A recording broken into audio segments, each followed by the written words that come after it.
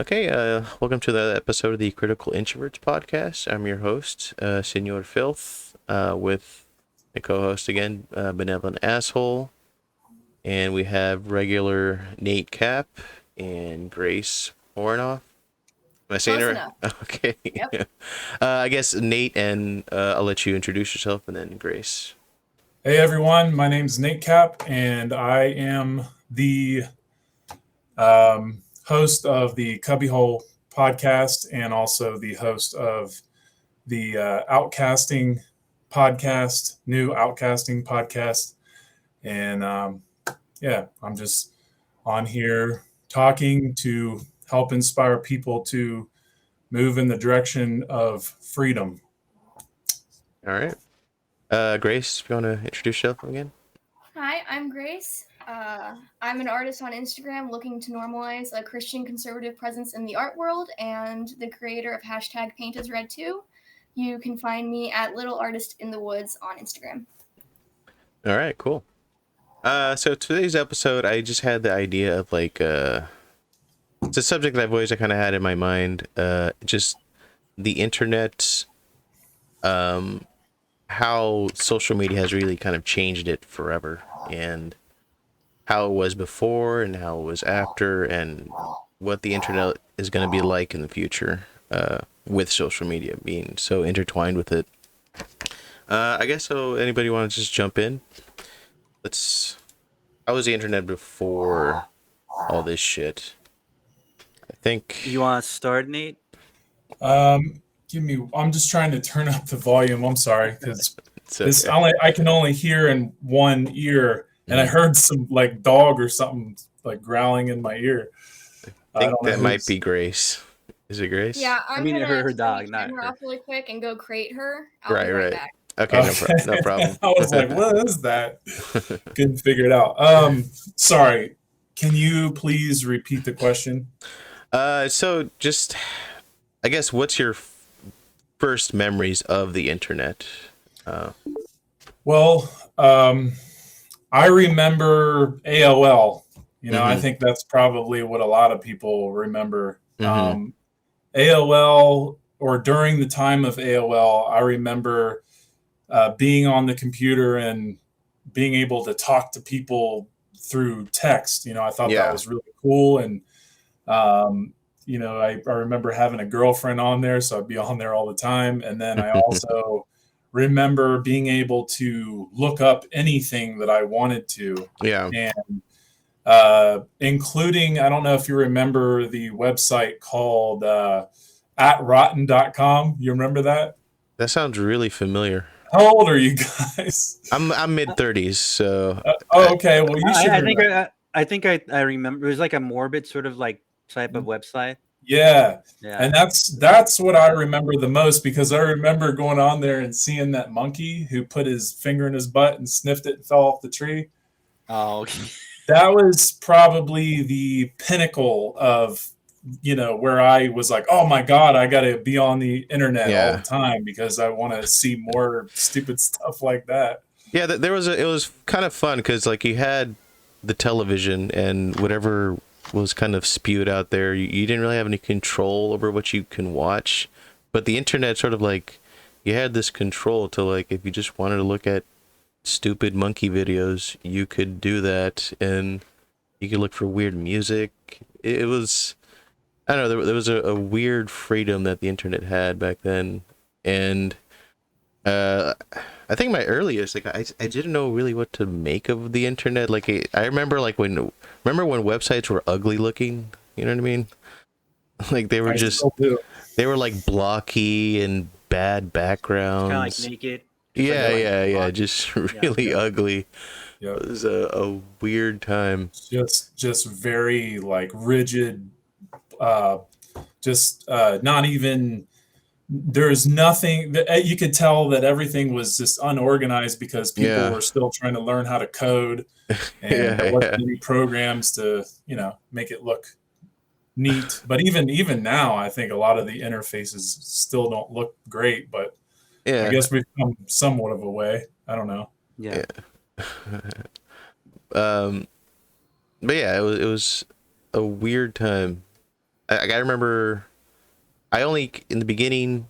I think I only got into the internet if like I had a paper due and I had to like research based on a subject. Like if it was elephants or something like that, I would just go on the internet to look up elephants. But like I had no idea like the freedom that the internet was that was available at that time when I was a kid. Because I remember, like, I think it was like 93, 94 or something like that when my family first plugged into AOL, and yeah, like it was just a very interesting time. Did you guys like have any idea like what would come out of it? Or did you have like a thing? Did you think it was going to be like some weird phase or something like that? Yeah, I think I thought it was going to be a phase, and because I'm like, well, what else can you do with the computer? I mean, Yeah, yeah. like just get on there and read something, and do your email and chat with people. I thought eventually we're going to be able to see each other and talk with each other, but I didn't really understand Yeah. what that meant either. Mm-hmm. Yeah. But I thought like, oh, it's just, this is just like, it's a screen that we're probably going to eventually be watching movies on. Mm-hmm. And, some of that came true, and even more. Yeah. Yeah, I think as primitive as the internet was back then, I think we were still a lot more intrigued than like us how some of these kids are kind of like they grow up with this stuff. So Mm-hmm. that's this is all they know. But Yeah. like for us, we sort of got it in these small dosages. Mm-hmm. It's the same thing like with video games. Like when I grew up like in the 80s, you had like Nintendo and Atari. I play Nintendo, and Mm-hmm. then like next thing you know, there's the Super Nintendo, and it's like the graphics just kept getting better and better, and it's like we Yeah. got in these small dosages, and I think it was the same thing with the internet. I saw the potential that eventually this thing was gonna grow into something bigger Mm-hmm. than, um, I mean, I didn't realize it was gonna turn into like what it is now. Like I think it's like really, it's it's really controlling. If initially there was enough freedom where people could say anything, Mm-hmm. and like, but at the same time, I don't think people took it as seriously because everything was so primitive. So if you read something, Yeah. you weren't sure if it was like somebody actually like if this was legit. Mm-hmm. And nowadays you can see something that looks legit, but you have to like do your diligence to like figure out if this is really Yeah. true. It doesn't matter how beautiful or how polished something is or how well something is written. Like nowadays, you have to like really go out of your way to make the effort to figure out if this is real or not. So I Yeah. think there was like a lot more truth, but it was hard to know what was true because I don't think people trusted that Mm-hmm. that was getting out. But I think it was getting out. Um, and this is part of because I read the Andrew Breitbart book, and that's what he was talking about. That initially, some of the stuff that they were publishing was things that they wouldn't be able to publish now Mm-hmm. because now the internet is very, very controlled by big Yeah. tech and a lot of other people. There's like a lot of um, outside influences. So the problem with the internet now is that they're controlling the perception of what reality is.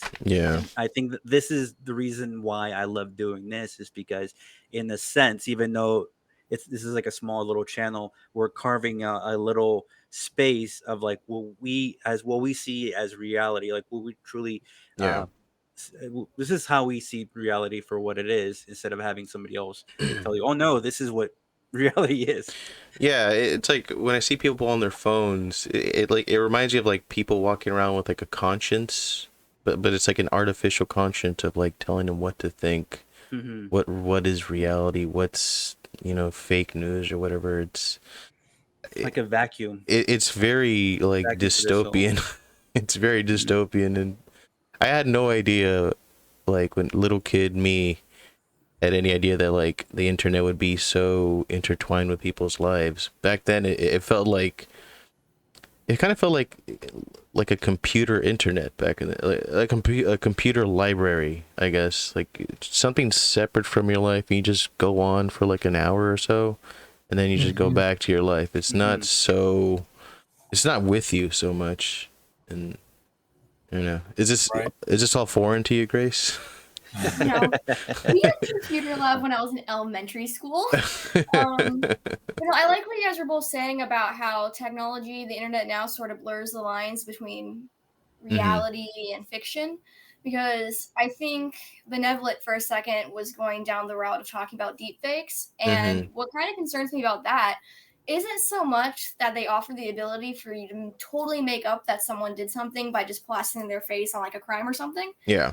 What worries me is that you could take actual footage of people in power or just people on the right side of politics doing something totally egregious and then say, oh, it's a deep fake and that's not real. That didn't happen, even though it did. So I think that's the possibility that we don't think about enough. That comes with I the agree. internet today. Yeah. I think they've already kind of started foreshadowing that, like in a lot of instances. I can't remember specifically what instance, but like I've seen they're kind of pushing out. Oh, okay, I think Adam Schiff is the one that brought up deep fakes. So he's great. I love and Adam. he's one of the fakest first people people around. Like if there was any real footage of him doing stuff, it would be him and a few other people. So I think the people that are kind of pushing like deep fakes, like, oh, okay, you can't trust everything that you see out there, specifically talking about deep fakes. I think that there might be video, there might be some kind of incriminating stuff on them, and that's why they're bringing it up to kind of like set the carpet down for like what's to come in the future. Prepping for their lies. Yeah. But Adam Schiff doesn't even look like a real person. I mean, like, seriously, he looks like he came out of a box. Yeah, I think you're talking about Adam Schiff. Yeah. I think he looks like one of those. What's it called? I can't say that word. Or like a puppet. Like a puppet, the one that you kind of like stick your hand in. He doesn't look like a human person. I think that's just like when you like live your life in that kind of super corporate fake world, it really fucks with you. Like I've grown up with people like and I've seen them like go into that world, and now like they're so, it doesn't feel like I'm talking to the person I remember. It feels like a shell of a person. It's the weirdest fucking thing. And whenever nowadays, like when I see politicians, I can tell like there's a blank face, like a blank fakeness to them that is so off-putting that I don't know. Adam Schiff has. It would almost seem like he has like no soul, right? Yeah, like they just don't know what to say. Like Kamala Harris has that, like when she has that blank look in her face. That's true. It's like I can imagine if she had a podcast, how boring that would be. You know. Yeah. It's like she just, when she talks, she's talking about in the moment, like what's around. There's like, we're here. I'm standing on this altar talking to you guys. I'm a woman at the table wearing the blue suit, and it is time for us to continue doing what we have been doing, and that time is every day. It's like it's awful. It reminds me of you guys seen the movie Anchorman? Remember the Steve Carell's character? They're talking about like things they love, and he's just like, I love carpets, I love the lamp, and he's like, do you really love them, or are you just looking at things and saying you like them? He's like, I love lamps, okay, or something like that. It's a great scene, but it's like the unusual suspects too. Like what's the name of that one guy at the very end? End of what? He was in House of Cards too. That one guy. I've never seen that show. Oh, Kevin Spacey? That's all. Kevin Spacey, because in the movie they're questioning him, and it's funny because everything he's telling like a big lie, right, the whole time of the movie, and he's sort of like narrating his own version, which is a lie. But everything he's been telling them are things that are like around, around. Like there's like a bottle and there's like a map, and he's just taking words that are like up in the bulletin, and like he's taking all these words and things and just using those to compile it, like his lie. And it's funny because like you see at the very end, and there's that quote about the devil quote about the devil. I can't remember how something like the greatest trick. I think the greatest trick that the devil ever pulled out is that he does not exist, or he proved that he didn't exist, or something like that. Yeah, but it kind of popped in my head. It's interesting because like we're talking about like this idea of like the internet being used to like confirm or tell people's realities, but I remember. Did you guys ever go into that weird phase of like you mentioned? What was the website you mentioned, Nate? Of with the monkey. Rodden? At rotten.com. Remember that like you go to those websites and you see like actual real life like death and like Yeah. people getting hurt. So it was this weird thing where you could just see super real shit, like see car accidents and fucking like brutal Yeah, I was never into that beatings. stuff. I had a friend. Oh no. I had a friend who he was going to school at the time, and whenever he had like a big paper and he was like super anxious and nervous, he would go to those websites and watch like, you know, beheadings or something like that. And I would just calm him down so he could finish his paper. I think your friend needs to see a therapist. I mean, he quit school, so he's doing good now. So, but yeah, man. One of the last places I worked at too, there was like this one guy I was watching those videos. Like it was like a like an airbrush place. And it was like a little studio thing. Yeah. And he would just like follow me everywhere and like try to show me stuff. Like like dude, get away from me. It's like, why are you showing me this stuff? And I don't know. It's just it's sad. Like it just people got so obsessed with that stuff that they just, in different ways. People still like that. Like in my job now, there's a guy who's really into going into those websites, and he'll just like, oh man, check this out. And it's like, you know, he showed me one of like, it's like the aftermath of like a cartel torturing, and it's like in a cornfield, and like they skin a guy's face off. They don't show that, but like the cartel guys, like one of them puts the face on his head and he's just like dancing like ugh. And all the other cartel guys are like laughing because it's hilarious to them. It's insane. But even like just reading about it, like I remember I read a book about like that happening. It's like it's too much. Yeah, but the fact I think but the fact that go ahead first. I was saying, but the fact that like that shit's on the internet and people regularly just watch it, just, you know, on their free time, it's fucking wild, weird. man. It's weird.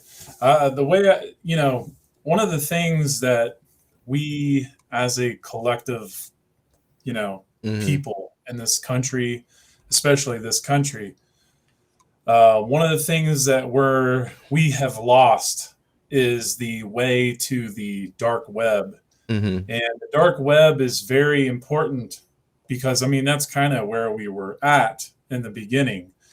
We were already in the dark web. That's where, you know, people were really like finding all this crazy stuff. Yeah. But the dark web is where you find all the censored knowledge, the knowledge that is so beneficial, that, you know, things that could change the world in a very positive way. And, you know, when you look at these tech companies like, you know, Google and Apple, the way that their censorship is set up, we're only able to see maybe 10% of everything that's actually on the web by using their products. But if we actually learn to use the dark web, we can actually find lots of, you know, very valuable information. And obviously we're going to have to, you know, sift through monkeys, you know, sniffing their finger after they stick their finger in their butt, and people getting, you know, their heads chopped off and all that. Yeah. But the thing is that this is something that they have done very good at getting everybody to be so afraid of, is getting into the dark web. Everybody's so afraid. I mean, everybody I talk to, oh my God, the dark web, I'm never going in there. But it's like, well, you know, obviously you don't want to go on there if you got, you know, you're a super emotional person. But if you're somebody who is really trying to discover truth, you're going to find a lot of very valuable knowledge on there, because people are sharing this information who have been completely hushed up. I mean, look at all the doctors and biologists and scientists and nurses who have been censored, and you can find all their information in the dark web, you know, and but it's so valuable. Yeah, the dark web though, that's like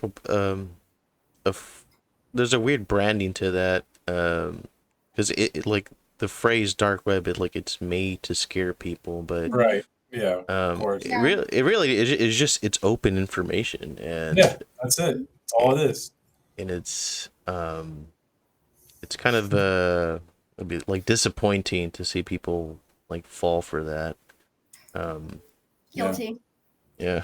Well, it's just like how people fall for the black tactical AR-15 yeah. versus hunting rifle. It's the same thing, Yeah. but they're like, "Ooh, look, a black tactical. It's scary." Yeah. Same thing. Yeah, but Same dark magic. Yeah, but people like the, I don't know, what do you call it? Like the umbrella of what falls into like the dark web is so huge that like people consider anything part of the dark web. Like even like I remember really getting into like Stefan Molyneux. Do you guys know who Stefan Molyneux is? Yeah, he's like a Canadian philosophy guy. He's a really interesting guy, and I remember the early days of YouTube. He would just talk about just interesting topics, and now he's considered like a scary dark web guy. Yeah, so dangerous. He's been kicked off of YouTube. Yeah, and like he would have conversation with Jordan Peterson. He had conversation with Noam Chomsky, I think. People like that. But he would also talk to out there, like I think he talked to like Jared Taylor a few times. I don't know if you guys know who Jared Taylor is. He's like a white supremacist guy, but like there was value in just having him talk to someone like that to pick his brain, or someone like me awesome. To just just to know how they think, right? And it's like people have like gotten so afraid of that, and like I just don't know why. It's like it's like listening to a song and making a decision whether you like it or not. And if it's shit, you just go, okay, that song sucked, and then you just kind of move on. Like, well, what we've been conditioned to be like, or to act like, or to behave like, is to not go in the pursuit of truth, which means it's like, okay, well, I don't want to associate with a white supremacist, or something, or anybody. Really, except for anybody who only believes what I believe, right? And then train everyone from an early age to completely neglect the method of logic. And that is why so many people just don't want to get in these conversations, because they're not intellects, and they don't have any logic. So they already know that they're dishonest, and they know that their opinion doesn't have any real merit, and that's why they don't want to talk. And that's why, we can't have any real conversations with these, these little children that are really just consuming so much of what we're, and this goes to what we're talking about with the web, is we are fed what they want us to see. And by they, I'm talking about the dominators, the controllers of the media, the people who want our minds to go in a certain direction. Yeah. Political reasons, especially. And because of this, we see most of the time, we are shown these types of minds who just don't want to. I mean, they're being exposed, and that's great, but you're seeing these minds who are so dismissive because they haven't built their intellect. They haven't learned the scientific method of the trivium method, to take in information, listen, and actually come to a logical conclusion, so you can actually have a real dialogue with people.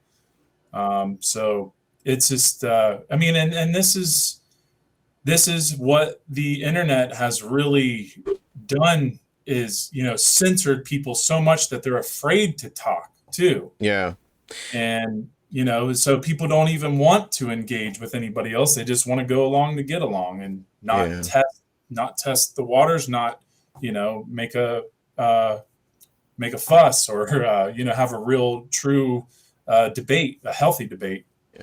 It's really bizarre too. Like we were talking about, just internet sort of Oh, I think David got off. Anyways, how the internet sort of like wore people's realities, because I think in our daily lives, in our job or whatever, we can't like just have these conversations with our coworkers or our family. Like we have to resort to connecting to the internet to find other people that have these concerns, these, and just want to talk about these things. So it's a very weird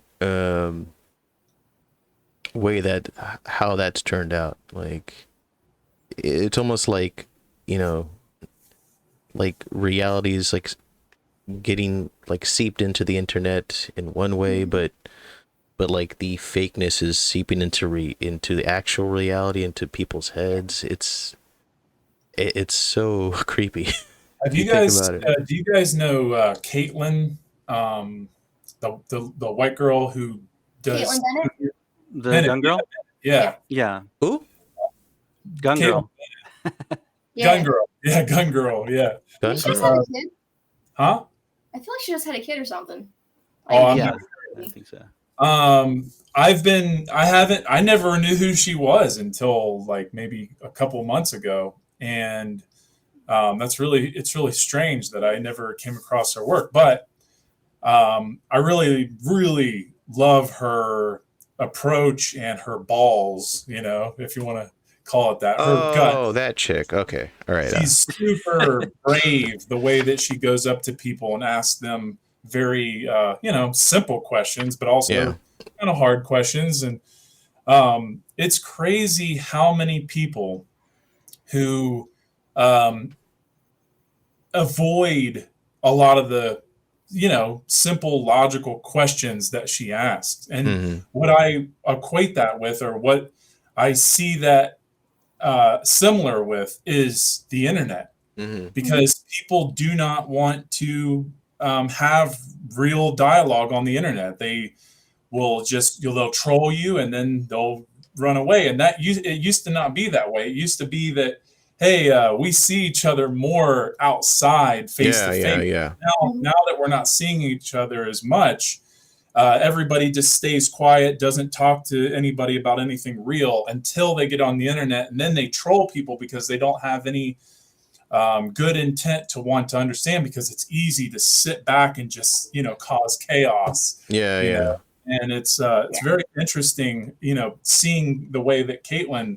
I really like her strategy, because she's just, some stuff I don't agree with her, but I feel like she's just very honest and very, she shows people how to have an honest conversation and an honest debate. And I think that's something a lot of people should try to watch more, because it's a great example. Yeah. But, I think another thing you're seeing with videos like Caitlin Bennett's, where you're seeing all these college kids who can't answer simple questions, is another thing the internet does is the algorithms, right? So everything you're seeing is so curated just to you. It's your exact mindset being replicated back at you. Right. Yeah. Is that these crazy deluded young people who just have crazy ideologies see that over and over and over again, and that becomes reality to them. And a lot of these young college kids who she's talking to don't know a world without the internet, and very likely are like me and don't know a world without social media. Yeah. So their entire reality is the crazy internet stuff. Yeah. And as soon as that's challenged outside of the internet, they just break down. Right. Yeah. It's so true. It's so sad, because I mean, the internet is it's a tool, and how we wield the tool is what makes it good or bad, right? So I try my best to use the internet as a way to discover truth, because that's what I'm after. That's my goal. My goal is to find the truth through everything. I just want to understand how everything works and try to understand who I am and why we're here, and all those big important questions. And I feel like the internet has the algorithms and the mind control has been so well done that it has really just taken people into just these little, ghettos throughout the internet, social media ghettos, where people just hang out all day and just watch, and I'm guilty of this too, where you just like this, with your little fondle slab, just going through this cycle, and it's vicious because like it's like you're doing something, you're getting your what's it called, your dopamine rush or whatever, and you're feeling that, and then you feel bad after like an hour and a half or 2 hours has gone by, and you're like, oh my God, I have been staring at my phone this long. And I've gotten better at not being that way. But the thing is that we have to see how destructive that is, because all it's doing is just getting us to be this slave. A cell phone is a cell. It's a cell, like a prison, right? And we're becoming we're becoming like a lot more kind of secluded with ourselves. Like when I go to like a restaurant, like I see other tables, like you see like a table of family, but like every single one of them is on their phone, like at least a couple times. iPad kids at Disneyland. Yeah, I fucking hate iPad You're in line kids. for a ride at Disneyland. You're at Disneyland, the happiest place on earth, the most engaging place a child could possibly be, and you're staring at your iPad. That's incredible. I just like I hate seeing kids with like an iPad or a cell phone, or like mommy, daddy trying to eat, so here's the cell phone, 1-year-old. Like, yeah, kids should not have any access to that stuff. I don't even know if I'll have a TV in my house when I have kids. Yeah, I've been thinking about that too. Like, if I have kids, like, because I'm not sure if like, barring kids from things like taking away television. I'm not sure. I think that'll have like an opposite effect, like a blowback. It has to be done right. Yeah. You have to be really careful about how you do it. 'Cause I do know people who have done it very successfully. Yeah. But you got to be tactful about it. But I mean, it makes me wonder, because like my parents were never like super controlling and stuff like that, but I was always a good kid, and like, I ventured off to like internet spaces and saw weird things, but like I didn't like take it with me. I didn't like absorb it for the negative, and so I don't know how I would approach that if I was a parent. I mean, one thing that I would just really emphasize is that, again, I'm not really talking about the cell phone, but any of these black screens can be used as very valuable tools. So I think it's really all in how we're using them and what we are allowing to be on there. If in the sake that we have kids, right? So I think that kids are going to be kids and always get in trouble and always, find ways to get their noses in something that they shouldn't. Yeah. But the point is to, protect them the best you can with teaching them the dangers, teaching them, showing them the dark side, because, and I'm not, saying like, show them people's heads being, smashed in or chopped off. But I'm saying the dark side, kids. Yes, show them how things can be used and abused and what it can do to people. Yeah. Because if we can teach them that, I think they really catch on to that and they don't want to do it. Yeah. I know that any time that I was ever taught that certain things would harm me, I took that into consideration, and I at least thought about it. And I was very happy that my friends and family actually reached out to try to help protect me in that way, because some things I think my life has been saved for those reasons. So I don't think raising children without a TV is a bad thing or a good thing. Mm-hmm. But I don't think, having, as long as if you have a TV or if you have any black screens, I don't think it can be, it doesn't have to be a bad thing. Yeah. Yeah. And I agree with what you're saying about it's all about just being honest with your kids and setting boundaries and teach them what they need to look out for. Mm-hmm. Because a few months ago, a church that I used to go to, they had these guest speakers come in who were basically all about, okay, the world's crazy right now. Your kids are being taught wildly inappropriate things in school. How do we broach that with them so they don't go down a path of sin, right? Mm-hmm. And it was all about just being honest with them about hard topics early on, saying, if you have a question, just come ask me. And when their kids started having access to the internet, and when these people who were speaking, right, when their kids started having access to the internet and making friends who had access to the internet, they had a conversation with them about porn. They're all, this is what it is. You'll know it's that because there will be naked people on screen. You need to close it and come tell mommy and daddy. And their kids were like, okay. And they know to avoid it now. And it's really that simple, is just warning your kids that things are going to exist.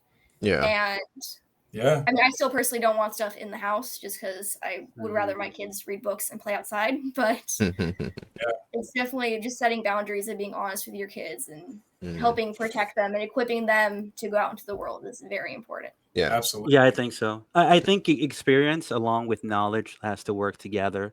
And then the parents also have to be able to discipline their kids. Like, for example, like in terms of like discipline, like when we used to play video games, I was kind of addicted a little bit. Yeah, me too.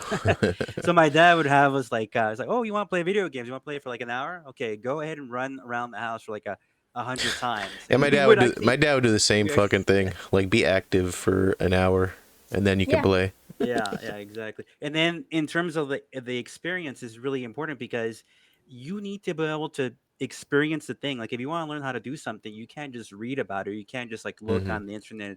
Like, you have to actually experience it, and then maybe you can read about it and like work together. Because if you have all this knowledge, again, like that's the thing that I'm scared of, is that it's going to come to a point where people are going to be able to connect to the internet. Like, they're going to be able to upload infinite knowledge onto their head, but that doesn't mean that you have the experience to be able to do all these things, like fly a helicopter or fly an airplane or do all these different things, or like operate like dangerous machinery. Like, you actually have to like experience going through the motions of doing things along with actually and also reading things. You can't you have to have both things in order for it to work.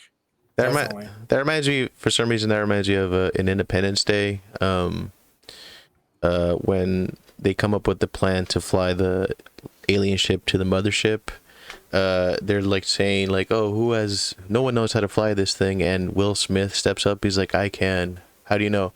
I'm well aware of how they move, or something like that. Like, I always thought, like, that doesn't mean anything. You just saw them fly once. That doesn't mean you know how they work. What the fuck? So it's like you have to be able to feel like there's like a lot of things that you learn by feeling it, by touching it, and like playing around with it. Like, you can't just like read it and then like know like what to do. You actually have to play with use your hands to do stuff.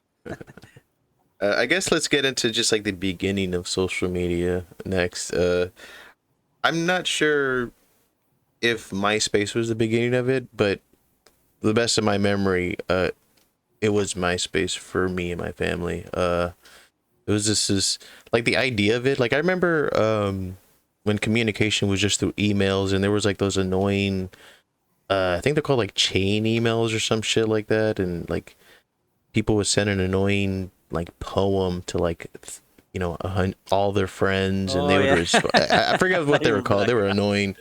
I hated those. Send this to 5 people, your cat's gonna die. Yeah, something like that. Yeah. At midnight, ready to eat your toes. Yeah, those annoying things. And then MySpace came along, and I remember like people describing it, and I was just like, why would I? Like, I could just call my cousin and just hang out with her. Like, why would I need to make a thing on the internet and befriend her? Like, it was just a very foreign concept to me. I was so used to like using the internet for dorky, secluded reasons rather than making friends and being friendly. It was, I don't know, it was sort of like trying to make the internet hip and trendy, and I was so used to it being just dorky and you know what I mean? So, but It was kind of like social bait though, because a lot of people loved or were addicted to communicating like yeah. online or like through MySpace or through texting. Because I remember like when I first started talking to girls more, like they would always be like, "You text?" I'm like, "I don't even have a cell phone." And it wasn't until I started until I grabbed I bought like a cell phone that like girls Uh-huh. started texting me, and I was Yeah. like, "Oh shit!" Like I can actually talk. It is like it is something that became addicted just because it's like a social bait where you like get sucked in because Yeah. you want to be like social, you want to like I guess go get along with people, and it's hard because as soon as you like, because I think I told you about that too, like not MySpace but like when I okay, when I actually deleted my MySpace, but then when I opened up a Facebook, Hmm. like after like a week, I was like, why am I even on here? It's like I don't need Yeah. this Facebook. Like I talk to people and like, so I deleted the Facebook. But then there's like a thing, but I don't know if it still exists, where it just like reactivates you after a certain amount of time.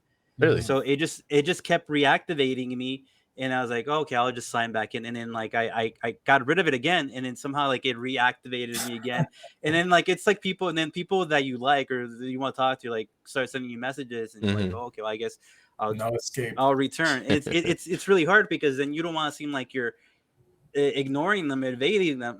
Hmm. Hmm. So it's like that's how I got sucked back into Facebook. But then Yeah. eventually, when I noticed all this censorship, and I was trying to tell my friends like back in 2016, I was like, hey, Yeah. like, are you looking at this? Like, we're getting like the same propaganda like on every single channel. It's like, why is it that we're not getting a diversity of like different information? We're just getting like Hmm. one point of view, and then that's when I started getting called conspiracy theorist or theory guy, and it was upsetting because I could not talk to anybody. Like Hmm. everybody that almost practically everybody I knew, like was like, "What are you talking about? They're not censoring anybody."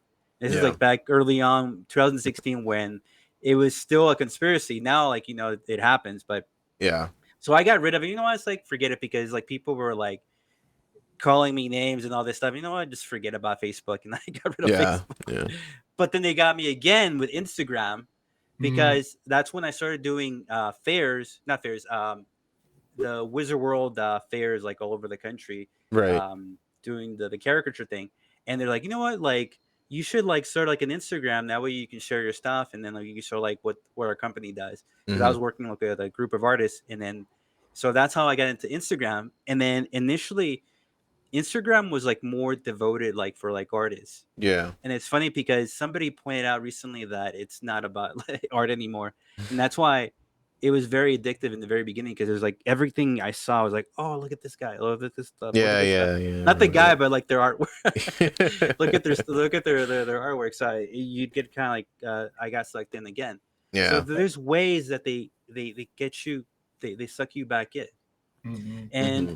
like you guys have been talking about, like everybody sees their interface differently because I've talked to my brother about this because I can look at my phone and like go to a page or Hmm. like and the layout will be different. And then I'll go to my phone, like our layouts on our phone will be different. Like we'll see different like news headlines based off of like the things that we like. So everything, Yeah. the things that I like are like more um will be different from what the stuff that's on his phone. Yeah. So yeah, It so is it weird. is kind of catered to what it is that you're.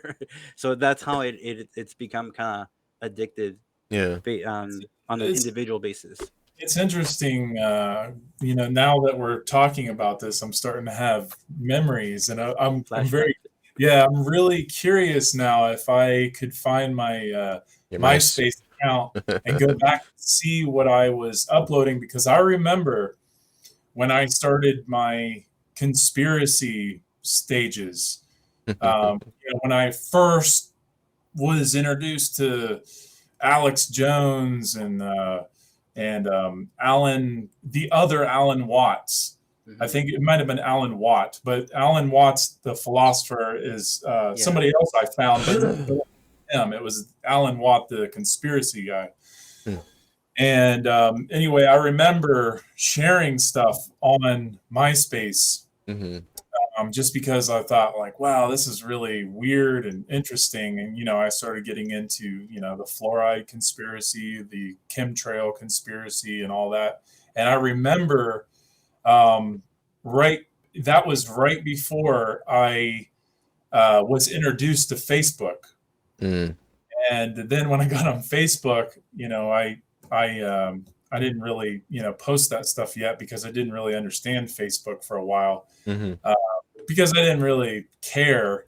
But I still was like, really looking into that other, the conspiracy information. Mm-hmm. And it was very, I remember that now. It's so interesting. I'm so curious now if like any of those links still work or, uh, just like, like even the 9/11 stuff I remember seeing on, sharing on there now that I'm thinking about it. Yeah. It's crazy. It's so crazy that stuff, to think that stuff is still probably there, or maybe they like hijacked it and did something else with it. I don't know, but I think it's MySpace is just a music site now. I think.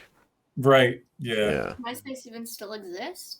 Yeah. I think it still does, but it's just no one's on it. I think it's just for like artists and musicians now. I think. Yeah, that's what I liked about MySpace, is that you could share music. Like, it was really good at in accessing like different bands and Yeah, that's all I used it sharing for. When I was like, I was never into like messaging people and yo, what's up, party, whatever. I was just looking for like weird independent, hip hop and punk and stuff like that. But then once like Facebook came along, it was, what turned me off about it was that like it seemed like a lot of older people were going into Facebook. Like I didn't want like my mom and dad following me. You know what I mean? Like I didn't want them to like see what I'm looking at or something like that. So that's the one thing I really noticed about Facebook. It seemed like it was a lot more accessible to people, and yeah, just seeing like people that aren't internet people on the internet was there's something off-putting about that. That's why like I was never in a Facebook. I think I have an account, but I've never posted on it. I just didn't like it. There's something about it. This is funny. I just went to MySpace, and obviously it looks completely different than I remember it. Uh-huh. But I put in my name because I, just wanted to do a little search, and it says this is a restricted profile. But then what's crazy is it shows my profile name, which is, I put in 8KAP, and I remember that. Yeah. So that's really interesting that popped up. That's wild. Yeah. Let me see. Do you guys remember anything like political happening with MySpace? Because I remember the politics shit seeping into like Facebook, not so much MySpace stuff. You guys remember anything like that? Not so much. I was into it just a little bit. Mm-hmm. That's when I think they were talking about like Obama being the Antichrist, and so I kind of like entertained that a little bit, and Uh-huh. but not so much. I don't think people were that engaged in politics like back then. Yeah, because I remember like that was like the weird red flag to me when I was on the little time I was on Facebook, and I was noticing like people that were friends and family like starting to post like very like unknowingly extreme left-wing stuff, but like they were just it was just like a little meme of saying like, oh, free this, blah blah blah, they don't want you to have free stuff. And it's like I knew because I was already kind of getting into this stuff at that time, but I didn't know how to like properly voice to them like why the stuff they're sharing might be kind of extreme. And yeah, I just didn't know how to approach that. But Facebook was the beginning of when I started to notice like pop culture and politics kind of blending in. It was like becoming trendy, and from then on, at a really early time, I just kind of had a gut instinct that that was not going to be good. But I don't know what brought that out of people. What do you guys? Tribal mentality. Because I remember seeing like even like teachers from like school like posting things like with Maxine Waters about like I forgot how she mentioned it, or how she talked about it, like about like, oh yeah, we need to get in their face and shout them down, and like practically incite to violence. Like she was like inciting to violence. Like why would you post something stupid like that? I'm like, you're like a teacher. It's like I had a class with you. It's like, why would you post? And then the thing that I didn't like was that it was only one sided. So even like it would be okay like if they could say whatever it is that they want, but like it was always one sided, and I got so sick of it that I had to delete the Facebook. Yeah.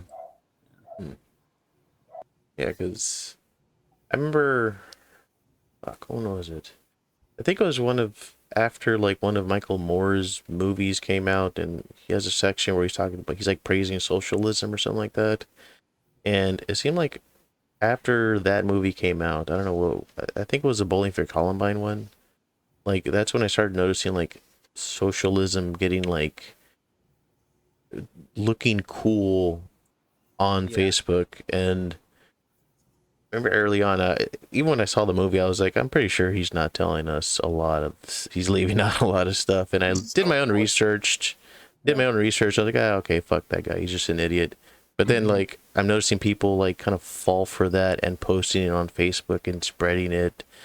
And, even, like, bringing it up in parties. Like, people that, like, aren't as dorky as I am, bringing it up and, like, oh, socialism is, like, the way to go or something like that. And well, it was, like, an easy slam dunk, like, in terms of, like, conversations. Like, oh, yeah, like, you want to agree with me like on this thing that everybody else is going to agree? It's like, because they knew like there was not going to be any blowback. Like everybody was going to just kind of like nod their heads, and it's just like feeding their ego, just being, oh, look at me, look, just I felt like Michael Moore was I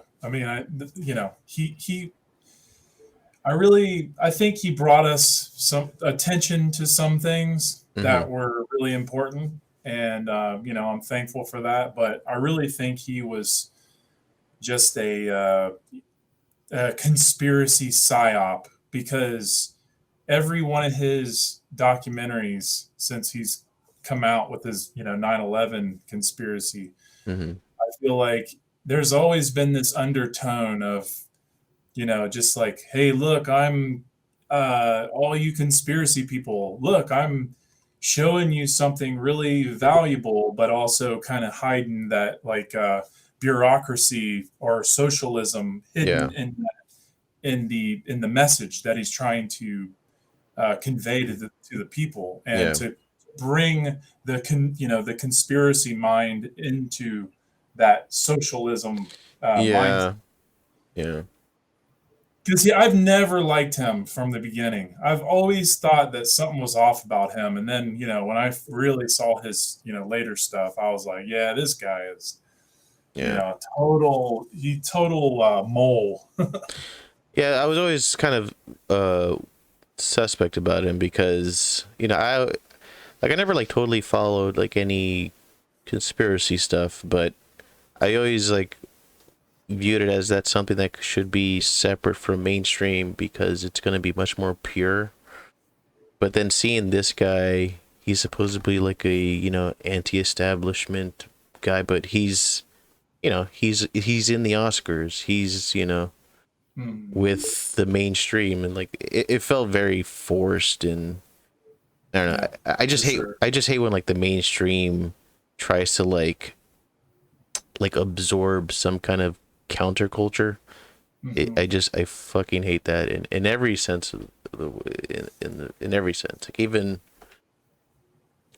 I remember like when it was like the mid 2000s when like sort of punk became kind of popular, but it was like Hot Topic trendy poser punk. You know what I mean? Like, it just felt super fake because it's like a music that's like supposedly raw and anti-establishment, but it's, you know, you hear it on in a Target commercial. It's like something doesn't feel right here.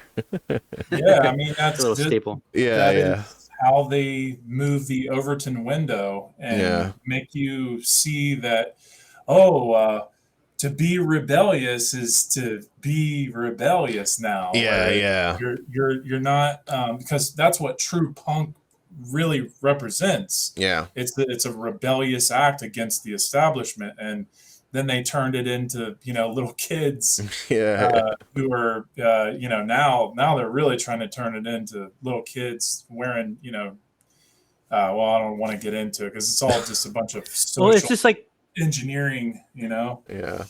Well, it's just like kind of like riling up like young people that have like an abundance of energy and just like getting them like really angry about something. Yeah. Right. But just giving them like really short-sighted goals where it's like, okay, destroy the government, but like at the same time it's like, oh no, the government like owes you all this. I'm like, oh, hold on, wait a minute. Yeah, that like, always made no destroy sense to me. everything and then have like the government give like that doesn't make any sense. Like to me it always meant like question authority, always question like, okay, why are we doing this?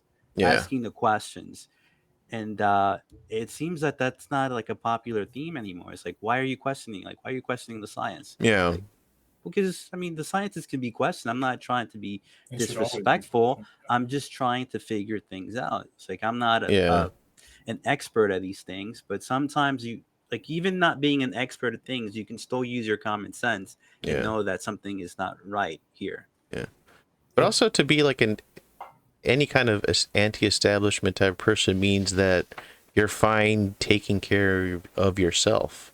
So like when they sell like this anti-establishmentness to the people, but it's still, things should be free. Like there's a contradiction there. It's like government take care of me. It's like yeah, that's not anti-establishment, dude. That's not like cool. It's like hell no. Yeah. A bunch of I'm gonna do things my own way. Like, very confused individuals. On purpose, though, Yeah. But like I'm noticing that like social media's people have become so addicted to social media. Like how is that a thing? Like I find nothing fun about social media. I just think it's boring. But for some reason, like people become so addicted to it. Like the conversations that people have is just, oh, did you see that one TikTok video with the granny or some shit like that? I don't know. Because it's just like quick dopamine rush of new content, new entertainment, fast, and people's attention spans are crazy short. So anything with screen change constantly, addictive. Yeah, for sure. And I was definitely a victim of being trolled to the point where, and this was from the, most of the caricature artist community that I used to be part of. A lot of people from there would,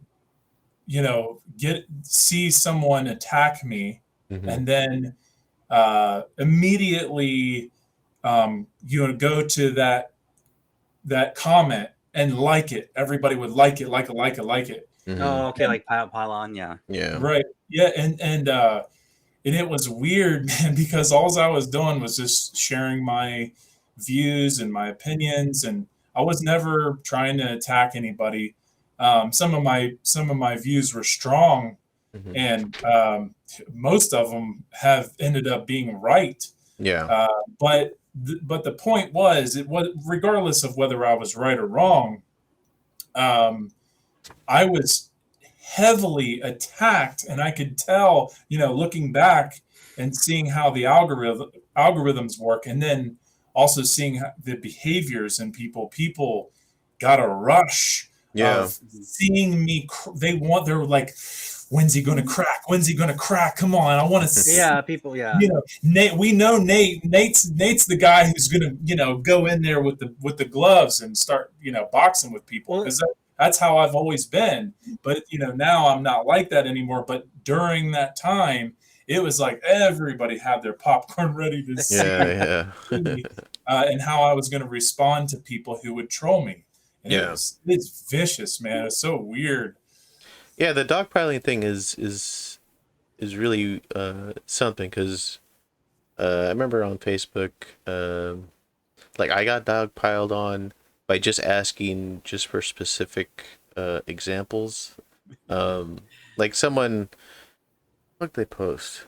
It was something about like a Mexican politician agreed with Trump on something, and everyone was just like, "Oh, this person's a sellout" or something like that. And I was just like, "Well, maybe he just agrees with him on some like very simple policy stuff." And everyone, like from like that side of my family, like just dogpiled on me, and I had to like sort of like, it was like one of those things where like people would just post like a some kind of like, "Well, what about this?"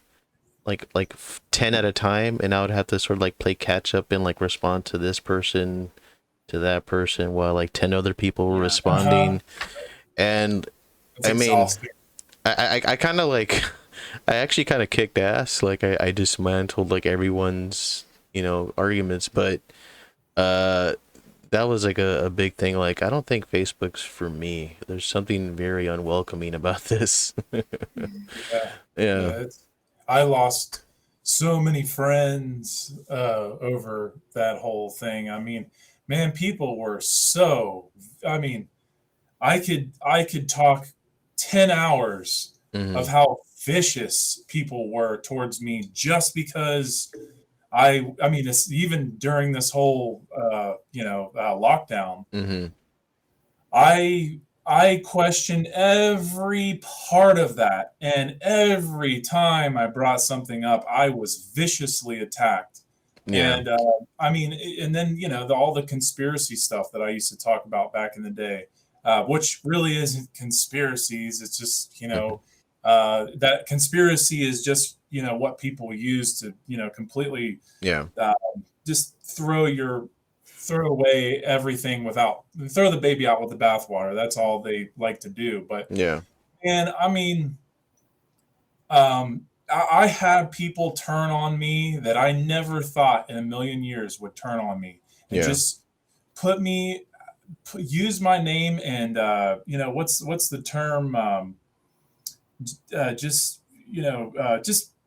say horrible things that weren't true about me. And it was so just unbelievable. I'm like, I'm not the enemy.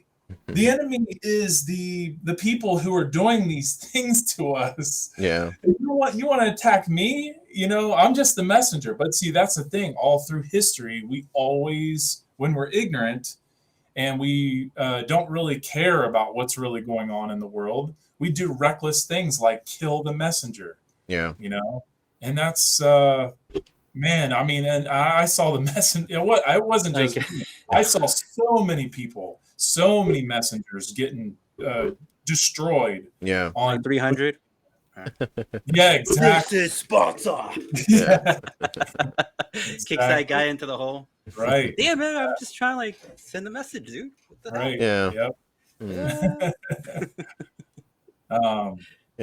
But yeah, it was rough. It was rough. Like, there's something about Facebook that really brought out the cattiness in people, and it's like, it's like you expected that like once high school was over, like you didn't have to deal with that kind of shit. Like, you had your friends, your family, and then the cattiness that was just left behind. But then social media came in, like Facebook came along, and it felt like bringing that high school cattiness into your daily life every day outside of high school. And like, why? All it is, you can say anything to anyone with no repercussions. Yeah, that's true. Yeah, that too. Let me ask, can I ask this real quick? Did any of you ever feel the need or actually go troll somebody who was trying to say something real? Real or like just real is stupid? No, real, like somebody who was like, like, okay, here's a good example. I don't buy into the whole flat Earth psyop. Okay. But I would, just because I saw people on Facebook talking about it or bringing it up, I've never felt the need to be like, oh, you're an idiot for wanting to bring that up. I never felt like I'm going to go attack this person and make them feel like a dumbass for questioning the shape of the earth. I think, everybody, people are going through their journey, they're trying to figure shit out. And I never, I can, like, I think it's silly, but also, like, I don't want to make this person feel stupid. Yeah. But I do want to question them. I want to, see what's going on. But the thing is that, did you guys ever feel the need to do that to anybody? No, the only people I ever troll are people who come after me. I troll my trolls. That's it. Yeah. I kind of admire flat earthers a little bit. I don't buy into it, but I do admire it. Because I think it's incredible that someone can spend 18 years in the school system being told over and over again, the earth is round, here's how we know. And still say, nah, don't think so. Yeah. That's incredible to me. Right. And I actually went down that rabbit hole, and I spent probably, I would say, a whole couple months trying to figure that out, because, I knew that I had to contend with that. Yeah. Because, the government lies about so many things in our life. Why not question the shape of the earth? I can't get to space. How do I know NASA's not full of shit? Yeah. Okay, well, I'm going to go down the rabbit hole. I'm going to, use common sense, try to figure things out. And then once I start seeing things that don't line up, then I'm like, oh, okay, that's where the truth is starting to emerge. Yeah. Well, the only Sorry. I was going to say, like, the one. Oh, sorry. It's because it's lagging. It's lagging. Go, Dave. Go, Benevolent. Dave. Oh, okay. Well, the one thought-provoking question that I see them pose is that there's a lot of mysteries around Antarctica, and then there's like a lot of like no-fly zones. So why is it that there's like a lot of these no-fly zones around those areas, and there's like a lot of like mysteries surrounding Antarctica specifically? So I can't really make the conclusion that the Earth is flat. I mean, there's like other things that people say, but that just alone to me seems like, okay, there's something there. I don't know if it's like the Earth is flat, but there's something there that should be investigated further. And you can go ahead, Grace.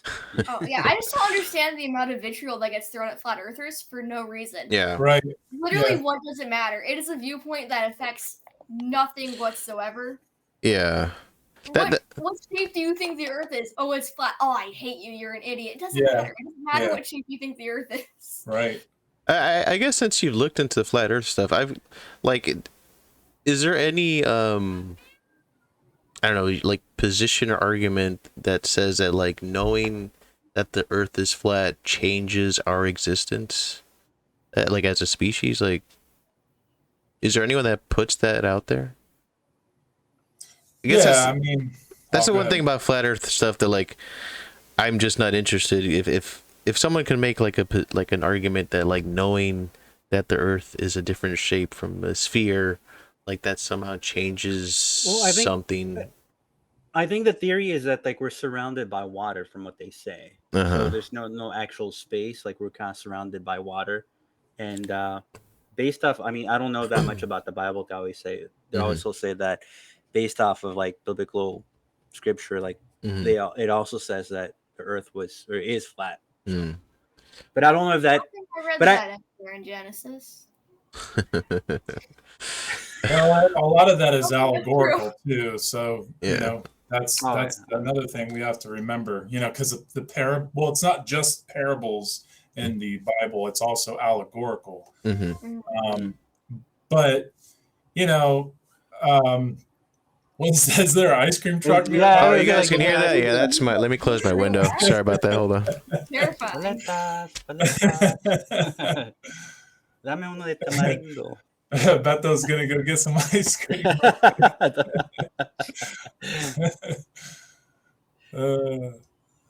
Sorry, Senor Filth. All right. Can you guys still hear that, or is it gone? No, I can't hear it. Okay, cool. Ice cream truck's gone. Sorry about that. But yeah, I just always had that question for someone who's a flat, like believes in the flat Earth theory. Like how does knowing the Earth is flat, like how does that change things for like our species? Like what does it change for us? That's the only thing that I've always been. Yeah, it really does nothing except for, it changes the shape of the earth, and it makes people think that maybe we can, you know, um, Like, is there any argument to if it changes the way we can travel or something like that? Or I just always been. It's like if someone like made an argument that I don't know, Han Solo's boots weren't leather. Like, does that change Star Wars for me? No, yeah. it's just they're not leather. Insignificant detail. Yeah, it's just this Well, it makes weird me think of, detail. of the village. Like, you don't really question something until you know that it actually exists. Like, Yeah, nobody knew like anything was like around the perimeter yeah, or yeah. around the wall until they actually went over the wall. Like, oh, okay, there's more stuff over here. So, if I don't know if the Earth is flat, I mean, does that mean like we float out into space or into like water or what's like outside of this flat Earth if this Well, is flat I instead of like But a sphere? does that also suggest that like other planets are also flat? Or right. I'm just I always been have curious. several ways, to demonstrate that the Earth is not flat like what these people believe, Hmm. and I propose these questions to them, and they get very emotional. Most of them. Some of them are like, "Oh yeah, I never thought about that." Yeah. But a lot of people are very emotionally invested because they have really bought the whole picture of Hmm. it, and it's because it's easy to sell people on it because you'll never get disclosure. You'll never be able to go to outer Yeah. Yeah. space. Yeah. Hmm. But I can share with you several ways that pretty much debunk the whole thing, and Yeah. that is, well, like, one of the most simple ways is, you look at the sun. On the flat Earth, the sun would get really, because they say that the sun is this little little orb, and then the moon is like a equal Hmm. orb, and they're just kind of floating floating around and doing like a figure eight kind of thing around the Earth, Yeah. right? um, but the thing is, when you look at the sun, if the sun were to, be on this like big flat Earth and Hmm. just be this little orb, uh, it would um, it would shrink when it's going down, or when it's coming up, it would get big. Oh, If okay, I it see was what you mean. So when it goes away, when it goes, the sun sets, right? It's still huge, Yeah, right? yeah, That's how we see it. But then that it completely debunks the whole flat Earth model, because the sun would have to get really tiny when it leaves. yeah. It would never set. It would just get really tiny, and Yeah, that's a good point. I it would it never thought of wouldn't that. it never makes it doesn't make any sense. That's a really easy one, right? Yeah. The other one is like, well, how would a lunar eclipse look, right? Hmm. Where the Earth is in the way of the sun, Yeah. right? On the moon, that's casting a shadow on the moon. Wouldn't there be just like a big old Line. Yeah. line on the moon? The other thing is, when you think about, okay, correspondence. When you look at other planets, they have a spherical view. Like when Hmm. you're looking at the moon, when you're looking at all, Saturn or Mars, planets I've seen through the telescope, they're spherical. You can see the shadow on the back. But here's the thing: is you just look at the moon and you can see craters and you can see valleys. Okay, Yeah. well, that corresponds to the Earth. The Earth has valleys. It has terrains. It has, now obviously the moon is, there's no water, well, that we know Hmm. of, Yeah. no water or any green, right? So it's basically just a big rock, a big round rock, a spherical rock. but it is corresponding to the Earth in the sense that there is, hills, mountains, and things like that. Okay, so that tells us that, why would the shape of the Earth be different from the moon then? Yeah, that was always kind of weird. And then also the other thing is, if you take a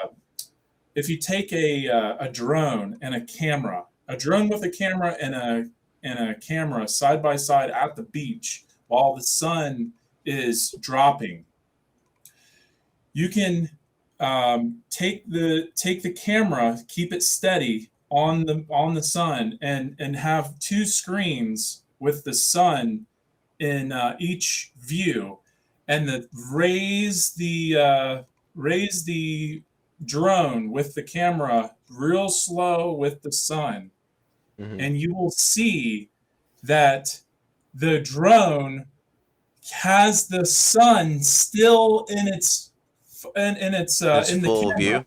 Yeah, in its Okay, view. I see But then the camera that stays level at the ground over the ocean, the sun drops. But then when the drone rises, the sun is still in the view, and you can see it, falling. But it's this. So Yeah, if you I get what you mean. Yeah, and the drone's looking over the curve. Right. Yeah. So you see the curve. You see the curve because of the drone. Yeah. And watching both cameras at the same time.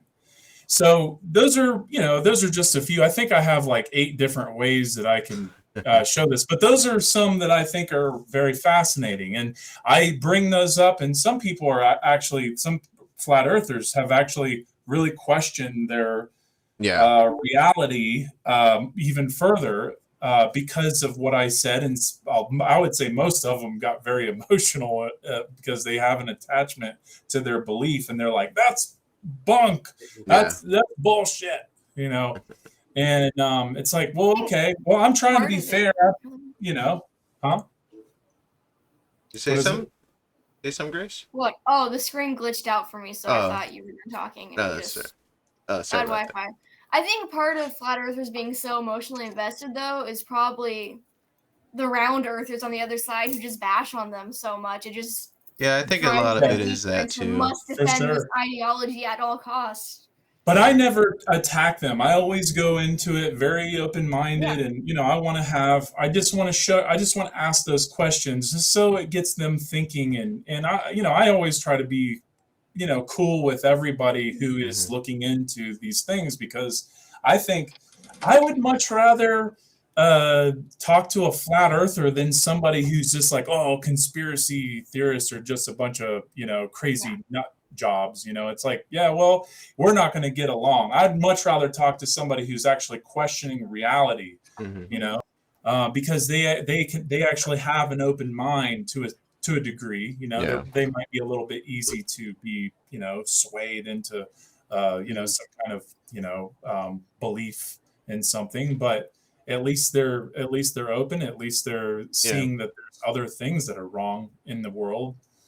So that's why I always had kind of respected them, because I always respect people that are into some weird thing that they're just into that is outside of the mainstream. If it's some weird music that they're into, or they're into button collecting or some shit like that.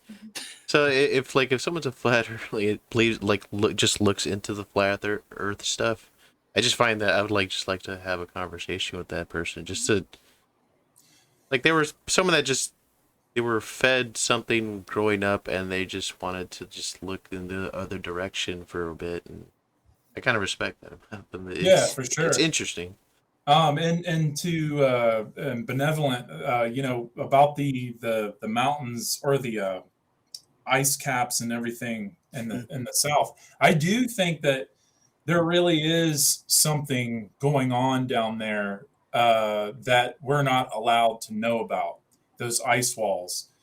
But either way, that is happening. I do really believe that something crazy is taking place down there, because you can, the more research you do, the more you start to realize, okay, there is some weird, it is the South Pole, so there's going to be weird energetic fields and energies down there that they're probably harvesting, right?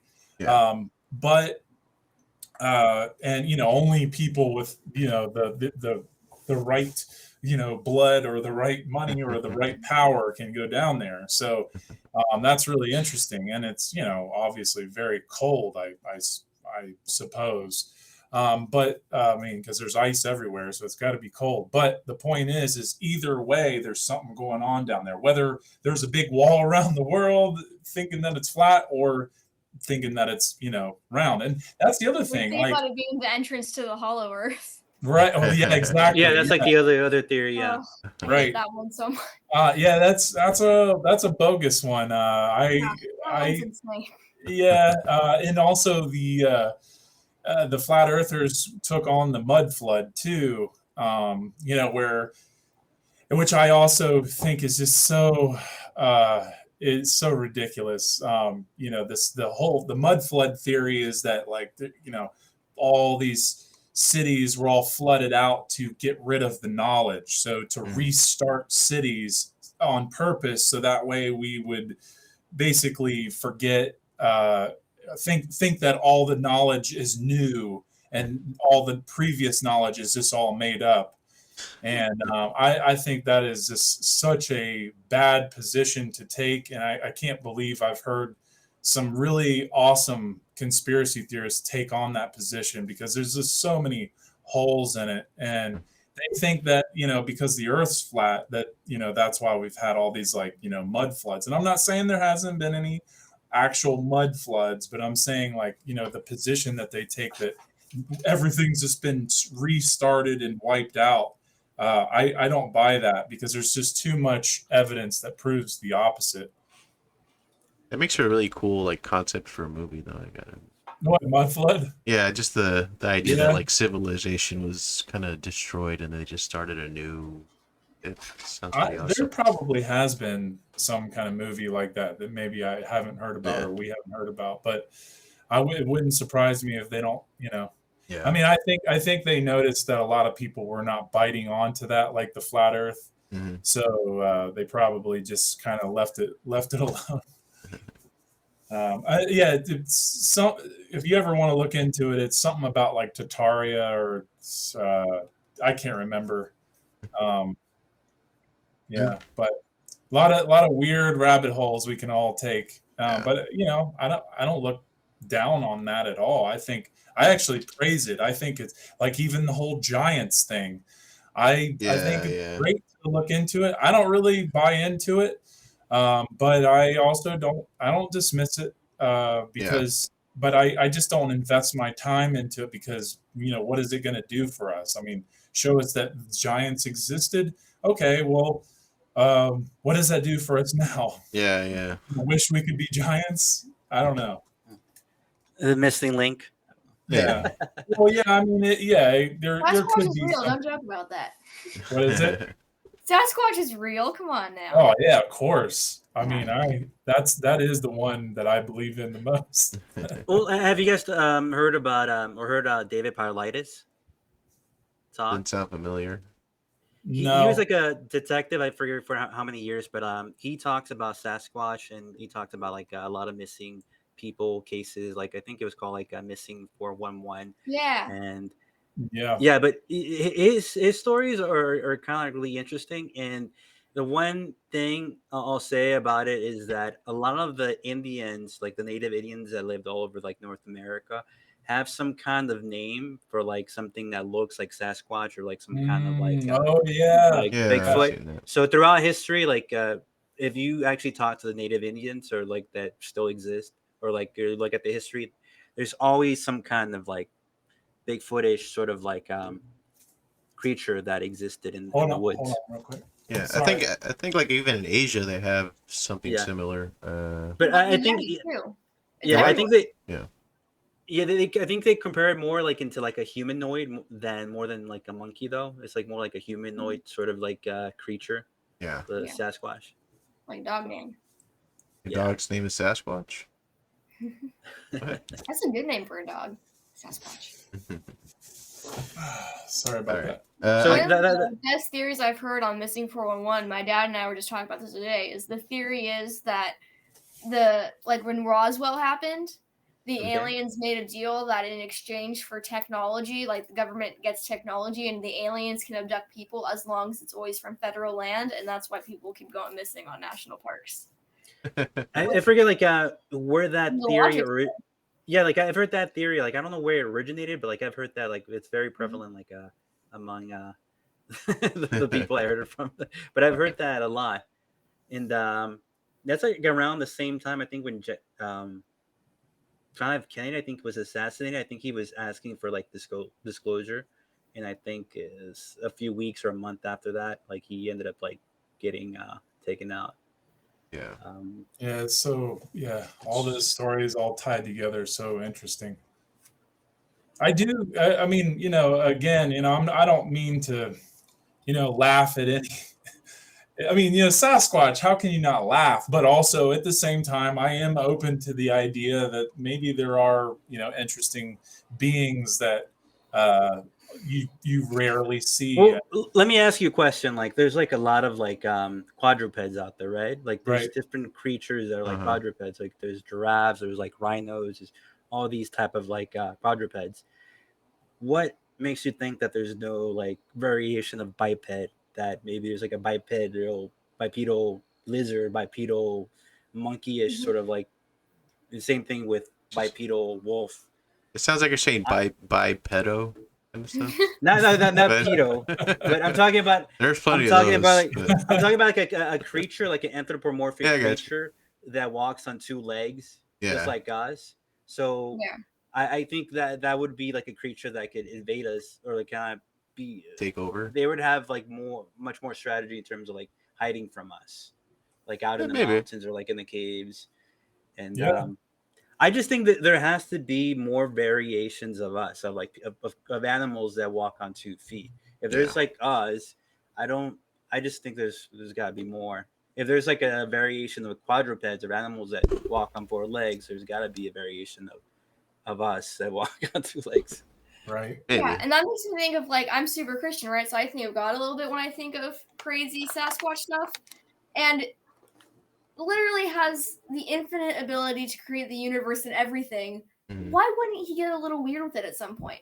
Yeah. Why would he stop with just people That's a and good the point. animals that we see? What? Yeah. Who are we to say that he didn't create some just weird, wacky stuff and throw it all over the place? You tell me the weirdest stuff he's got is in Australia? I don't believe you.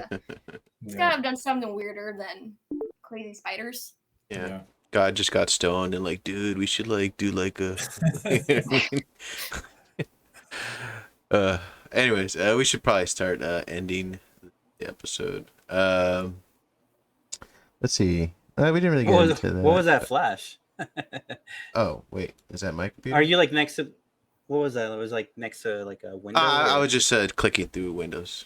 Oh, okay. All right. I guess we should kind of start ending the show. Interesting topic. I mean, we could probably go on longer about just the weirdness of the internet and how it's changed people. I guess let's just end like with a question of just, do you see any good coming out of social media?